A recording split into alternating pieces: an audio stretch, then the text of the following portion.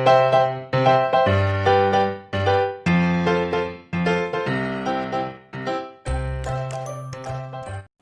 Friends, మన దగ్గర ఒక 2-3 బందులు ఉంటే చాలన్నమాట. కేవలం ఇంట్లో ఉండే కొద్దిపాటి ఇంగ్రీడియంట్స్లోనే ఎంతో టేస్టీగా ఈ స్నాక్ అనే ఐటెం రెడీ చేసుకోవచ్చు.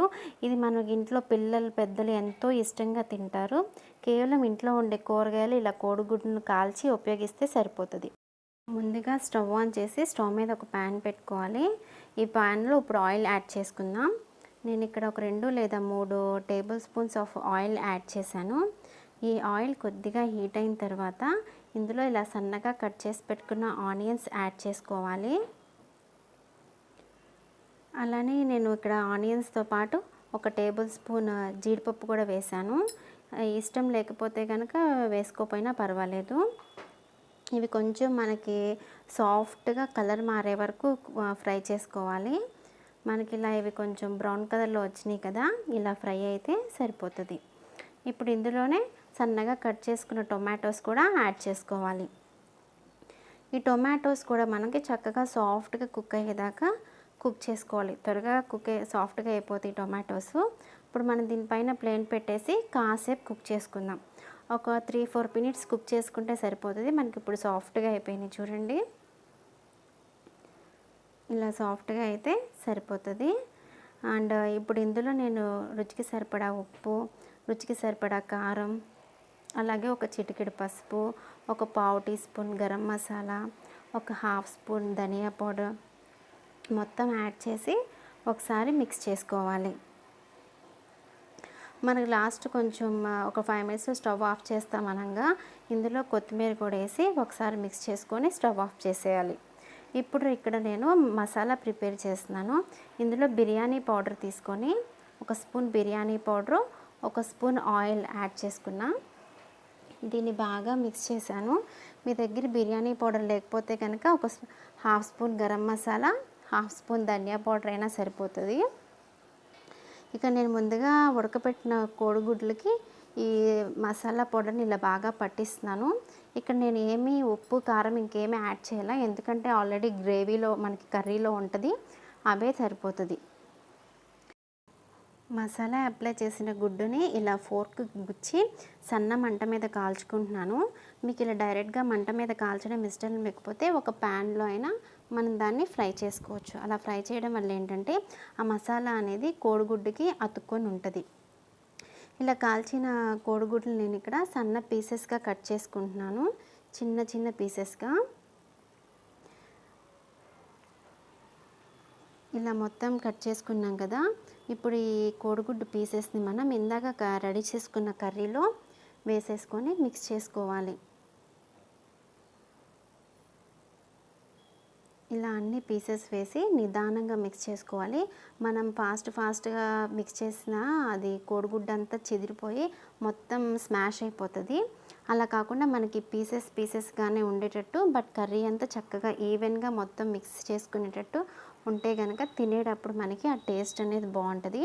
ఇలా చక్కగా మిక్స్ చేసుకున్నాం కదా. ఇప్పుడు నేను ఇక్కడ బన్నులు తీసుకున్నాను. మనకి బయట బేకరీలో అవైలబుల్గా ఉంటాయి కదా, ఆ బన్నులు తీసుకున్నా. వాటిని ఇక్కడ చూపిస్తున్నట్టుగా మధ్యకి కట్ చేసుకోవాలి. మొత్తం కంప్లీట్గా కట్ చేయకూడదు, మనకి లాస్ట్ జాయింట్ అనేది ఉండాలి. అట్లానే మిగతా బన్నును కూడా కట్ చేసుకున్నాం. ఇలా చక్కగా కట్ చేసుకుంటే సరిపోతుంది వీరింటిని. ఇప్పుడు మనం ఇందాక రెడీ చేసుకున్న కర్రీని ఇట్లా కట్ చేసుకున్న బన్నులో ఆ మధ్యలో స్టఫ్ చేసుకోవాలి. మనకి బన్నుకి ఎంత పడితే అంతవరకు స్టఫ్ చేసుకుంటే సరిపోతుంది. మనం ఎక్కువ స్టఫ్ చేసామంటే అది మళ్ళీ బయటకు వచ్చేస్తూ ఉంటుంది కదా, అందుకని వీలైనంత వరకు మనం ఎంత వరకు అందులో పెట్టగలిగితే అంత పెడితే బాగుంటుంది. ఒకవేళ మనం కర్రీ కనుక బన్లో ఎక్కువ స్టఫ్ చేస్తే ఏంటంటే మనం తినేటప్పుడు ఒకవైపు కొరికితే ఇంకో వైపు నుంచి కర్రీ అనేది బయట పడిపోతూ ఉంటుంది.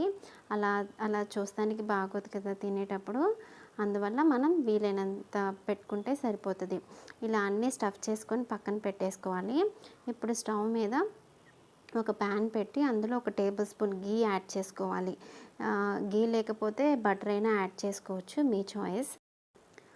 ఇప్పుడు మనం ప్యాన్ మీద ఇందాక మనం స్టఫ్ చేసుకున్న బన్స్ ఉన్నాయి కదా, వాటిని ఇలా పెట్టుకొని లో ఫ్లేమ్ మీద మనం చక్కగా వాటిని ఫ్రై చేసుకోవాలి. ఒక 2 or 3 మినిట్స్ మనం ఫ్రై చేసుకుంటే సరిపోతుంది. ఒకవైపు ఫ్రై చేసేసుకున్నాం కదా, ఇప్పుడు మనం రెండో వైపు కూడా తిప్పుకొని అటువైపు కూడా కొంచెం సేపు ఒక 2 or 3 మినిట్స్ ఫ్రై చేసుకోవాలి. మనకి ఇది రెడీ చేయడానికి ఎక్కువ టైము, ఎక్కువ ఇంగ్రీడియంట్స్ కూడా ఏం అవసరం లేదండి. జస్ట్ ఒక 10 మినిట్స్ స్పెండ్ చేసి మన ఇంట్లో ఉండే 2, 3 కూరగాయలు ఇలా కర్రీ చేసుకున్నా మనకి స్నాక్ ఐటమ్ అనేది రెడీ అయిపోతుంది. ఎగ్ ఇష్టం లేని వాళ్ళు ఓన్లీ కూరగాయలతోనే యూస్ చేసి చేసుకోవచ్చు. టేస్ట్ మాత్రం చాలా బాగుంటుంది. వెజిటేబుల్స్ వేస్ట్ చేసుకున్నా, ఎగ్ వేస్ట్ చేసుకున్నా కూడా టేస్ట్ ఒకేలా ఉంటుంది. ఇది ఇప్పుడు ఇలా రెండు వైపులా ఫ్రై చేసుకున్నాం కదా, మనం ఇప్పుడు దీన్ని స్టవ్ ఆపేసేసి ఒక ప్లేట్లోకి తీసేసుకుందాం. ఇలా ప్లేట్లోకి తీసుకొని వేడివేడిగా టొమాటో సాస్తో సర్వ్ చేసుకుంటే చాలా బాగుంటుంది. చూడండి, మనకి చక్కగా స్టఫింగ్ కూడా బయటకి ఏం రాకుండా నీట్గా ఉంది కదా చూస్తానికి. ఇది స్నాక్ ఐటెంగానే కాదు, మన మార్నింగ్ బ్రేక్ఫాస్ట్ టైంలో చేసుకున్నా కూడా తినడానికి చాలా బాగుంటుంది. పెద్దవాళ్ళు ఒక 2, పిల్లలు ఒకటి తిన్నా కూడా స్టమక్ మొత్తం ఫిల్ అయిపోతుంది. ఇందులో మనం ఎగ్ యూస్ చేస్తున్నాం కాబట్టి పిల్లలు ఎంతో ఇష్టంగా తింటారు. మీరు కూడా తప్పకుండా ట్రై చేయండి.